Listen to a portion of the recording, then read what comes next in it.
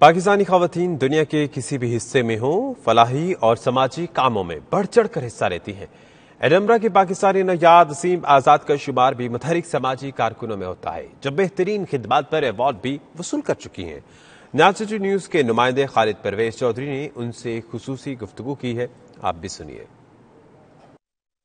Award جو مجھے ملا ہے سنو اسکاٹ لینڈ کی طرف سے، ریڈیو ہے اسکاٹ لینڈ میں، اور مجھے ایوارڈ ملا ہے community worker of the year.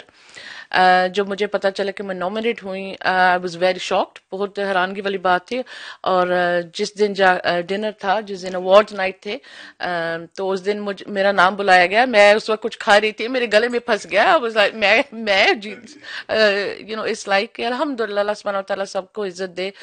میں بس یہ کہہ رہی، بہت شوق تھی، الحمدللہ proud in a good way, کہ مطلب کہ میں نہیں، یعنی کہ میرا جو کام میں کرتی ہوں اس کو ریکگنیشن ملی ہے۔ میں کام کرتی ہوں، ایک آرگنائزیشن ہے Edinburgh, it's called Bright Choices, اور I also work with Mr Mohammad Akram of the council of British Pakistanis for Scott land.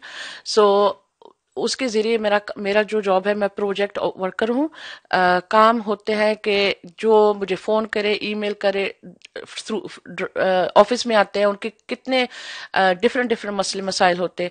سب سے زیادہ پرابلم میں کہوں گی، جو پرابلم ہے ہماری فیملی کے مسئلے، ٹھیک ہے نا۔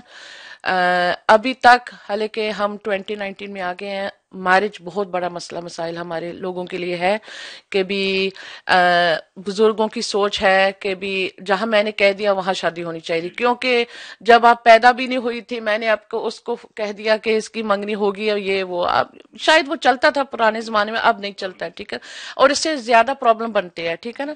اور سو میرج از بگ پرابلم، اور جہاں مم ڈیڈ کہہ رہے بچے نہیں چاہ رہے، یا بچے جہاں کہہ رہے کہ میں نے شادی کرنی، مم ڈیڈ نہیں اگری ہوتے ہیں، سو یہ یعنی کہ بہت مسائل ہے ہماری کمیونٹی میں۔